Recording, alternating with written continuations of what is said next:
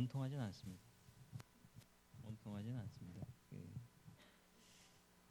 여러 가지 상황들이 겹쳐서 이제 이 말씀은 원래 지지난주인가 큐티에 있던 말씀이에요. 큐티에 있던 말씀인데 제가 큐티가 이번 주가 결정된 게 월 초에 이 주보가 나왔을 때 이번 주 큐티인 걸 알았는데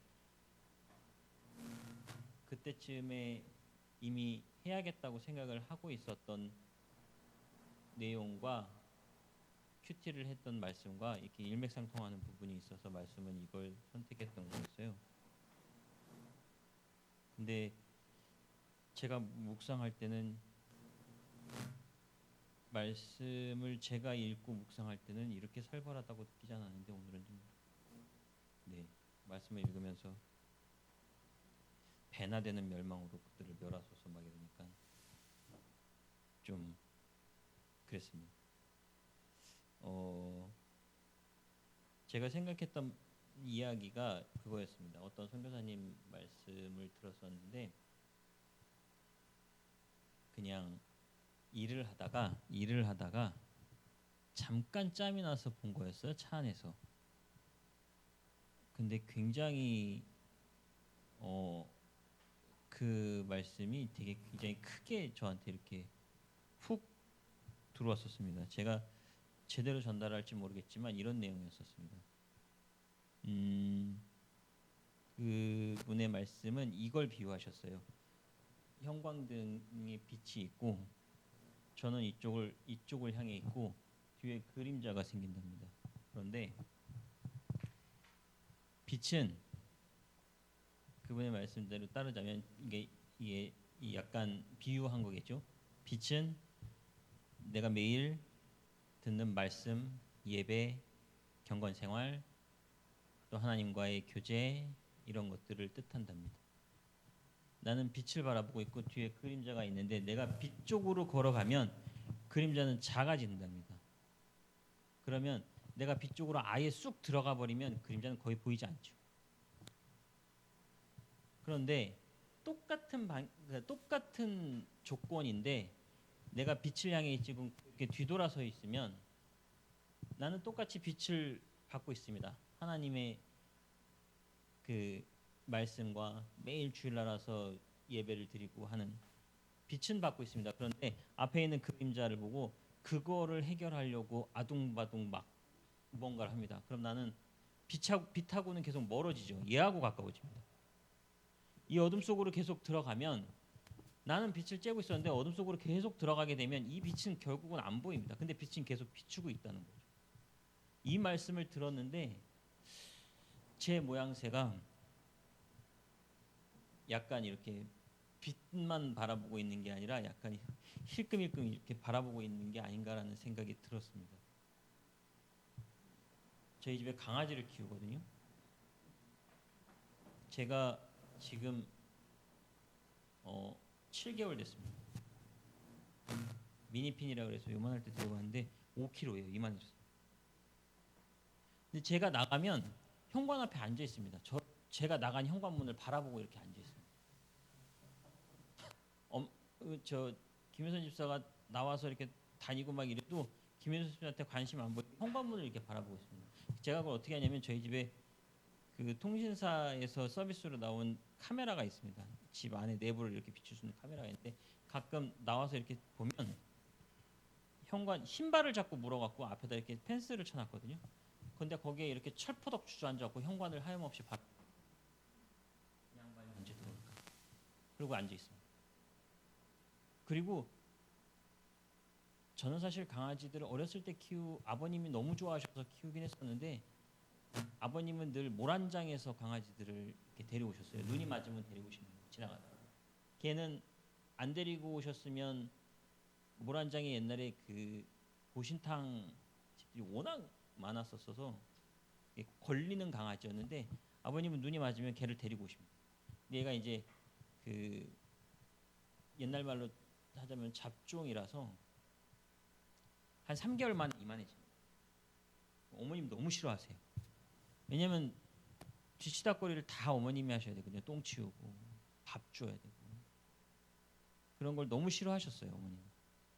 근데 그때는 강아지들이 그렇게 똑똑하거나 뭐 이걸 뭐 하거나 이런지를 몰랐었습니다. 근데 얘를 데려왔는데 저랑 같이 있을 때 밖에 택배가 오거나 누가 걸어 올라가는 발자국 소리가 들리면 짖습니다. 근데 저희 식구들이 올라오는 발자국 소리엔 안 짖습니다. 제가 그리고 유리에 비친 지 모습을 보고 짖습니다. 똑똑한 것 같지는 않아요.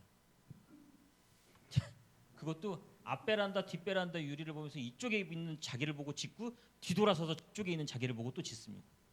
그러니까 똑똑한 것 같지는 않아요. 근데 주인의 발자국 소리에는 안 짖습니다. 근데 제가 말씀을 드리는 이유가 뭐냐면 눈을 뜨고 얘가 안방 앞에 이렇게 앉아 있습니다.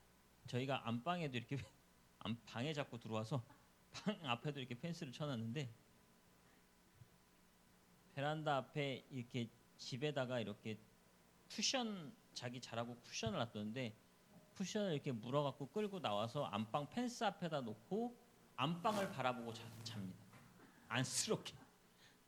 예전에는 안방에 들어올 수 있을 때는 그냥 들어와서 어느 순간인가 제 침대 발 밑에 와서 발을 이렇게 핥고 있습니다. 꿈결에 제 발을 누가 막 핥아요. 그래서 깼는데 그래서 막아놨는데 이 사람이 너무 싫어하니까 그래서 막아놨는데 이 쿠션을 끌고 와서 그 펜스 앞에다가 놓고 거기서 안방을 바라보고 이렇게 누워서 잡니다. 제가 나가면 계속 저만 바라보고 쫓아다닙니다. 제가 그렇게 잘하지 않는데 이제 먹을 걸 자주 주니까 그렇겠죠. 약간 그런 모습이어야 되지 않을까. 강아지랑 비교하니까 좀 이상한데.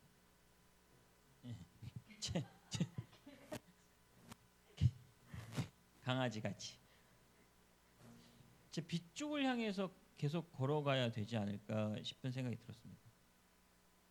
이게 되게 단순한 논리이긴 하지만 하나님하고 관계에 있어서 되게 굉장히 중요한 논리라고 저는 생각을 했습니다. 두려움에 맞닥뜨리는 것 같았습니다. 저는 하나님하고 빗속에 들어가는 게. 왜냐하면 쓸데없는 자존심, 뭐 여러 가지 아집, 제가 가지고 있는 편견, 토요일 날 버스킹을 나가면 저희 사모님, 뭐 부사모님도 권사님도 이렇게 휴지 나눠주시고 뭐 안녕하세요 목사님도 안녕하세요 휴지 나눠드리면서 저희 교회에서 왔습니다. 예수 믿으세요 이렇게 하면 제가 초창기 때 전도하는데 어떤 여성분한테 휴지를 줬는데 막 이러시더라고요. 왜? 제가 무슨 괴물도 아니고 안녕하세요 이랬더니 이러더니 근데 이상한 분이 아니셨어요. 너무 말끔하게 입으신 여성분이셨는데 저를 무슨 괴물 취급하듯이 막 이러시더라고요. 그래서 트라우마가 생겼나? 아무튼 나가면 되게 속상해요. 그게 확 지나가시는 분들을 보면 저는 아직 마음이 성화가 좀 덜 됐는지 되게 화나고 속상하더라고요. 그래서 막 속으로 이런 생각을 합니다. 꼭 예수님 똑같은 상황에 가봐라. 제 속으로 그럽니다. 꼭 예수 믿어서 똑같이 전도 나가고 똑같이 한번 드려봐라. 그래서 똑같은 경험을 해봐라 막 이러면서 속으로. 못 됐죠. 저 속으로 그럽니다. 권사님들 막 힘들게 나오셨고 안녕하세요 젊은 사람한테 주는데 쳐다도 안 보고 지나갈 때 화가 나더라고요. 속으로. 아직 좀 덜 됐다는 생각이 들었습니다. 제가 하나님하고 빗속으로 걸어가는 거에 대한 약간 두려움이라고 표현하는 게 적절할지 잘 모르겠지만 그런 생각이 좀 들더라고요. 아직은 제가 갖고 있는 아집이나 고집이나 좀 승질머리나 뭐 이런 그런 막 우리 은채도 아직 초등학교 2학년인데 네 방 좀 치우라고 제발 좀 막 이러면서 싸웁니다. 치우라고 좀. 너는 학교 갔다 오면 가방을 확 겉옷을 확 들어가 보면 막 방에 막 장난감에 막 책에다 확. 은채야, 이게 좀 은채가 들으면 안 되는데 이걸 치우면 아빠가 기린을 하나 사줄게. 나가서 뽑기를 하나 해줄게. 이러면 제가 절 닮은 듯해요. 가만 보니까 절 닮았어요. 저도 집 청소를 하면 하루 종일합니다. 이걸 한 번에 딱 끝내서 딱 끝내서 딱 끝내야 되는데 막 하다가 딴짓합니다. 딴짓 막 이렇게 하다가 생각나면 또 가갖고 막 치우고 막 이럽니다. 근데 은치가 그래요. 막 치우다가 은치야 어디니? 그러면 딴 데가 있습니다. 다 치웠어? 그러면 하고 있어 아빠. 근데 들어가 보면 거의 그대로예요. 제 손이 가야지 치워집니다.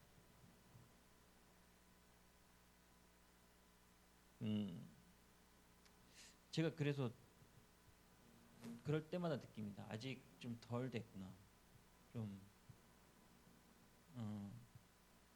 온전히 제가 빗속으로 이비가 아닙니다.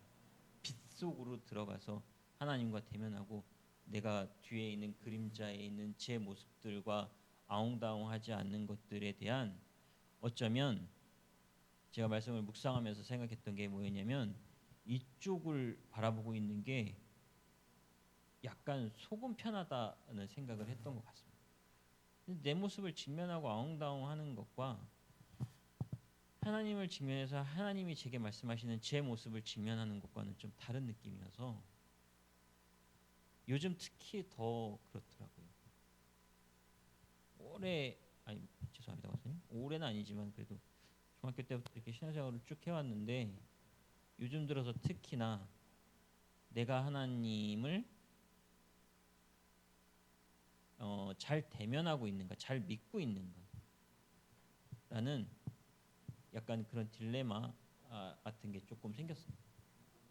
그러다 보니까 여길 쳐다보는 것보다 여길 쳐다보고 좀 아웅다웅하는 게 가끔은 그냥 죄송합니다 이러고 이렇게 하고 있는 게 가끔은 좀 편해졌을 때도 있었습니다. 말씀이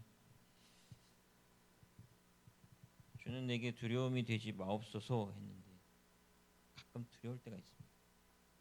하나님 앞에 제가 그러니까 선한 모습이 아니라 제가 진실된 모습으로 하나님 앞에 서서 빗속에 하나님과 대면하고 그게 기쁘고 즐겁고 감사하고 이게 아니라 발가벗겨지는 기분이 드는 느낌이 들 때가 가끔 있습니다. 내 안에 악함이 제 스스로가 보여지고 막 이럴 때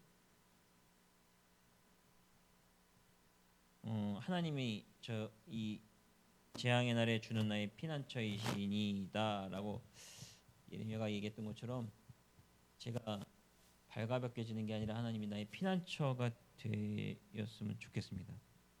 그래서 그림자를 슬쩍슬쩍 뒤돌아보지 않고 하나님을 직면할 수 있는 그런 모습이었으면 좋겠습니다. 적용은 이 말씀을 묵상하면서 이 찬양 가사가 떠올랐습니다. 빛 가운데로 걸어가면 주께서 항상 지키시기로 약속한 말씀 변치 않는. 돌아보지 않으려고 애쓸 것 같습니다. 그림자를 보고 나의 문제들과 직면하면서 아웅다웅 싸우는 게 아니라 하나님한테 맡기고 어찌 됐든 간에 하나님은 이만큼을 주실지 이만큼을 주실지 재지 않으시니까요. 그냥 빛을 비추시고 그 빛 가운데 선한 영향력으로 또 선한 방법으로 선한 길로 인도해 주시는 걸 믿고 그 빛 가운데로 걸어갈 수 있도록 말씀과 기도에 예배에 열심을 다하겠습니다. 감사합니다.